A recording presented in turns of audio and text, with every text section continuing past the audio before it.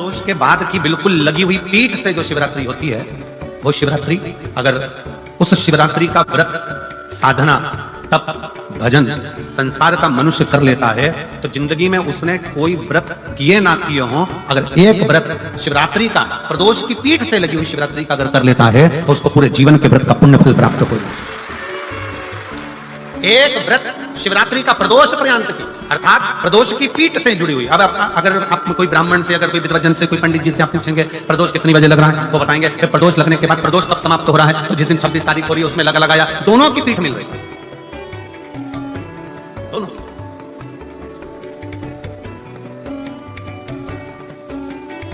करो व्रत। आपने कितनी भी एकादशी का व्रत करे हो, कितनी भी द्वादशी का व्रत करे हो, कितनी भी चतुर्थी व्रत करे हो, कितनी भी तीज व्रत करे हो, कितनी भी अष्टमी का व्रत करा हो, कितनी भी नवरात्रि के व्रत करा हो, कितनी भी तीज का व्रत करा हो, चाहे दुनिया के कितने भी व्रत आपने करे हो, अगर आपने एक महाशिवरात्रि का व्रत नहीं करा तो कोई व्रत का पुण्य फल आपके खाते के अंतर आ नहीं पाता। शिवरात्रि के व्रत की इतनी मूलता है। पर एक निवेदन है, अगर कोई बुजुर्ग है, कोई बीमार है, कोई बूढ़ा व्यक्ति है, बहुत बीमार है, तो उसको निवेदन है, आप व्रत ये नहीं कि 24 घंटे का करो, आप व्रत 2 घंटे का कर लो, 1.5 घंटे का कर लो, 1 घंटे का कर लो, 15 मिनट का करो, पर निवेदन है कि जो बीमार व्यक्ति है वो आधे घंटे, 1 घंटा, 2 घंटा, 6 घंटा, 15 मिनट पर शंकर की शिवरात्रि का व्रत ये विचार कर करना, बहू बेटा नाते रिश्ते सबको कह देना। कोई बीमार व्यक्ति ना वो भी कह दे। हर महीने की जो शिवरात्रि आती है, मासिक शिवरात्रि जो आती है, आप 12 महीने का नियम बनाओ कि मैं 12 महीने की शिवरात्रि का व्रत करूं ना करूं। मैं शंकर के मंदिर में 12 महीने जो शिवरात्रि आती है उस शिवरात्रि का नियम लेती हूं कि शिवरात्रि के दिन में दिया लगाने 3 जगह पर जाऊंगी। पहला, बोलते जाओ जनते, बेलपत्री के नीचे। दूसरा, शंकर भगवान के मंदिर में या शिव मंदिर की चौखट पर। तीसरा, आंवले के वृक्ष के नीचे। ये 3 जगह पर आप प्रणाम कर कर, झोली पसार कर बाबा देवादिदेव महादेव, माता लक्ष्मी और पार्वती के नाम से दिया लगाना प्रारंभ कर दीजिए। 3 महीने की शिवरात्रि पूरी हो, ये निश्चित है अगला पत्र आपका इस जगह पर मिलेगा कि बाबा ने मेरा यह कार्य किया। एक कंकर में शंकर समाहित होता है। मैंने सुना शिव महापुराण में एक लोहे के टुकड़े को भी तू सोना बना देता है। मैंने सुना शिव महापुराण में एक कांच के टुकड़े को तू हीरा बना देता है। मैंने सुना शिव महापुराण में कि 12 शिवरात्रि का जो वर्णन है करा, 12 शिवरात्रि का जो स्मरण करा, 5 बेलपत्र का जो वर्णन किया, वो बेलपत्र का मैं भी वर्णन, मैं भी उसको चढ़ाना प्रारंभ करूं। 12 शिवरात्रि पूरी होगी, मेरा देव अधिदेव महादेव सुनेगा जरूर और मेरी झोली भरेगा। अब इसमें एक नियम भारी है, वो नियम का स्मरण करना कि नियम कैसा चाहिए। आप कर्जे में हो गए, परेशान हो गए, टेंशन में आ गए, जिंदगी बेकार सी लग रही है, निवेदन है मेहनत करना। जो काम को कर रहे हो, जो दुकान लगा रहे हो, जो कार्य कर रहे हो, ठेला चला रहे हो, ऑटो चला रहे हो, चलाते रहो, पर उसके साथ में बाबा पर भरोसा रखो। इसमें एक नियम भारी है। कौन सा नियम? कि मान लो 12 शिवरात्रि में आप 1-2 शिवरात्रि शिव जी के मंदिर पहुंच गए, तीसरी शिवरात्रि पर भूल गए या किसी कारणवश कहीं दूर चले गए, ना जा पाए, तो घर के जितने सदस्य हैं सबसे निवेदन है कि 12 महीने की शिवरात्रि का नियम बना रहे हो तो घर के सभी लोग बेलपत्र चढ़ाने का नियम बनाओ। उसका कारण यह है, घर का एक व्यक्ति अगर बाहर चले भी गया, घर का दूसरा व्यक्ति शिवरात्रि को भूल भी गया, घर का तीसरा व्यक्ति किसी कारणवश काम में लग भी गया, तो घर का चौथा व्यक्ति तो शिवरात्रि याद रखेगा और हमारा नियम पूरा हो जाएगा। नियम पूरा हुआ तो हमारा कार्य, हम उस नियम को पूरा करें, हम उस कार्य को पूरा करें। शिवरात्रि की रात्रि में आप लोगों ने सबने अपने अपने घर में दिया जलाया होगा। दीप जलाया कि नहीं जलाया पूजन में? बोलो तो सही, जलाया ना? शंकर जी को बेलपत्री चढ़ाई कि नहीं चढ़ाई? चढ़ाई ना? अभिषेक पूजन किया ना? तुमने दिल से, भाव से, मन से शिवरात्रि के दिन रात्रि के समय शंकर भगवान की आराधना करी। भूलवश भी अगर तुमने दिया जलाया है तो मेरा शंकर भगवान जब चोर को कुबेर बना सकता है तो साल भर में तुम्हें भी तो कुछ ना कुछ दे सकता है। इंतजार करो कि तुमने जो पार्थिव शिवलिंग की पूजन करी है रात्रि के समय पर, केवल पार्थिव शिवलिंग की पूजन रात को नहीं होती है, पर केवल शिवरात्रि, हरतालिका तीज, छोटी तीज, बड़ी तीज, अन्य जो त्योहार होते हैं, सोमवार की अष्टमी आदि आदि जो उत्सव होते हैं, इसमें शिवरात्रि की रात्रि में, उसका मतलब ये शिवरात्रि है, रात के समय पर आप अभिषेक करो, पूजन करो, अर्चना करो। उसका काम है शिवरात्रि, रात भर आराधना करिए, रात भर अर्चना करिए। कई लोग सर्च कर रहे हैं, प्रदोष का व्रत है, प्रदोष के व्रत में आज मान लो मंगलवार का प्रदोष है, मान लो सोमवार का प्रदोष है, मान लो गुरुवार का प्रदोष है, तो प्रदोष में मैं क्या खाऊं? आज के व्रत में क्या खाया आज? लोग नेट पर सर्च करते हैं, लोग गूगल पर सर्च करते हैं, किताबों में ढूंढते हैं, पोथी पुराणों में ढूंढते हैं क्या खाया जाए, हम क्या खाएं जिससे भगवान हमारे व्रत को स्वीकार करे और हमारे व्रत को स्वीकार करे और हमें दर्शन दे। हम क्या खाएं? हमारा तो केवल इतना सा निवेदन है, किसी भोले व्यक्ति का, किसी गरीब व्यक्ति का धन मत खाओ, प्लाट मत खाओ, उसका पैसा मत खाओ। अगर तुमने उसका प्लाट नहीं खाया, उसका पैसा नहीं खाया, उस गरीब व्यक्ति का, उस भोले व्यक्ति को तुमने धोखा देकर कुछ अगर खा लिया तो समझ लो कि भगवान तुम्हें माफ नहीं करेगा। तुम कुछ खाओ चाहे मत खाओ, पर किसी सीधे, किसी भोले और किसी गरीब व्यक्ति का हक मत खाओ, तुम्हें व्रत का फल मिल जाएगा, तुम्हें व्रत का फल प्राप्त हो जाएगा।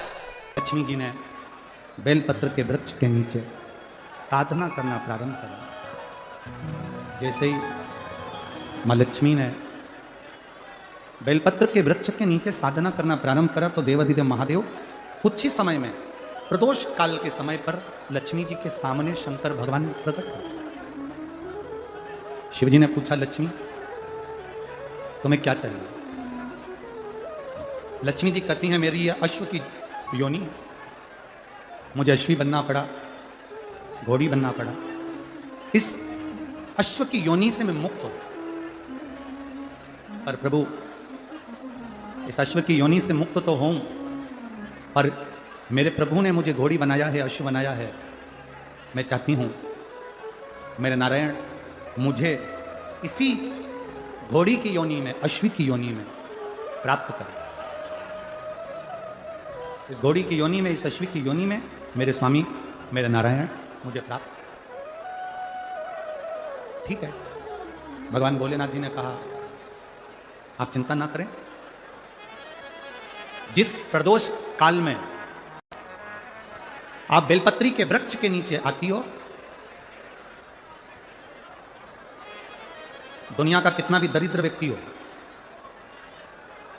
चाहे दुनिया का कोई व्यक्ति ऐसा हो जिसका कभी व्यापार चलता ही नहीं हो, उसने 50 बार बदल के देख लिए, फैक्ट्री चली नहीं रही, जिस काम को करने के लिए जाते हैं वो काम टल जाता है, आज की जगह कल, कल की जगह परसों, परसों की जगह नरसों, काम होता ही नहीं। बेटा बेटी का संबंध करने जा रहे हैं पर हो ही नहीं रहा।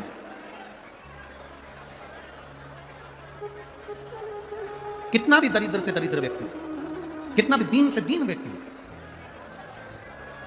एक नियम वो अगर अपनी जिंदगी में बना ले, प्रदोष काल में, प्रदोष के समय पर बेलपत्री के वृक्ष के नीचे एक बार जाकर नमन करना और प्रदोष काल में शंकर भगवान के मंदिर में दिया लगाना, ये दो चीजें अगर वो 3 महीना भी लगातार कर ले तो उसके जीवन में कभी कोई समस्या आ ही नहीं सकती, कोई दुख आ ही नहीं सकता। एक नियम बना, जैसे जिस नारी को, जिस पुरुष को, जिस बच्चे को, जिस बड़े को चर्म रोग हो जाता है, चमड़ी सफेद पड़ने लगती है, जब चमड़ी सफेद पड़ने लगती है, चर्म रोग जैसा जब हो जाता है या चर्म रोग उसको घेरने लगता है, चमड़ी जब सफेद पड़ने लगे या चमड़ी काली पड़ने लगे, या चर्म रोग सोराइसिस जैसी बीमारी तक के लिए है,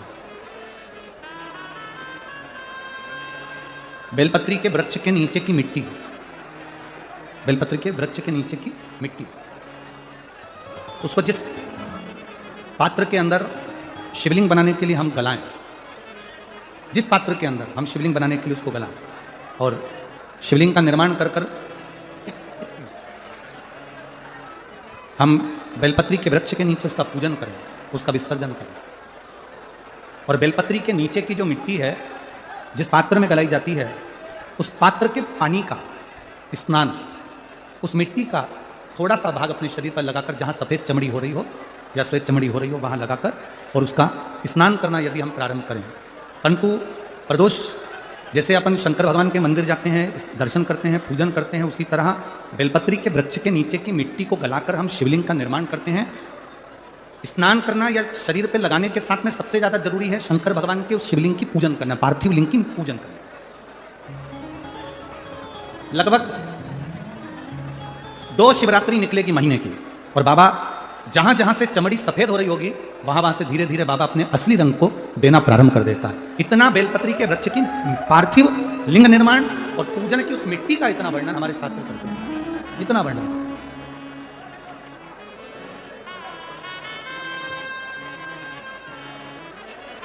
शिव कथा कह रहे, शिव महापुराण की कथा वर्णन कर रहे। स्वयं भगवान देवादिदेव महादेव ने नारायण से जाकर प्रार्थना करी, स्वयं भगवान शिव।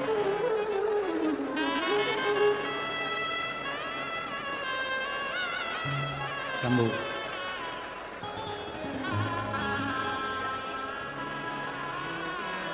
स्वयं भगवान शंकर ने नारायण से जाकर प्रार्थना करी कि माता लक्ष्मी आपके लिए तब साधना कर रही हैं, आप उनको जाकर दर्शन दीजिए। भगवान नारायण शिव जी के कहने पर जाने लगे, भगवान शंकर के कहने पर भगवान नारायण जाने लगे, और भगवान शिव जी ने भगवान नारायण को रोका, और भगवान शिव जी ने नारायण को रोककर कहा, प्रभु रुको, मेरा निवेदन केवल इतना सा है, जैसे माता लक्ष्मी घोड़ी बनकर अश्वी बनकर पृथ्वी पर गई हैं, आप अश्व बनकर पृथ्वी पर जाकर लक्ष्मी को लेकर आए। भगवान स्वयं नारायण अश्व बनकर पृथ्वी पर जाते हैं और लक्ष्मी जी को लेकर आते हैं। शिव महापुराण की कथा कहती है, भगवान शंकर का संवाद करता है, स्वयं नारायण और स्वयं माता लक्ष्मी बेलपत्री के वृक्ष के नीचे विराजमान शिवलिंग का पूजन करते हैं और बेलपत्र की परिक्रमा करते हैं।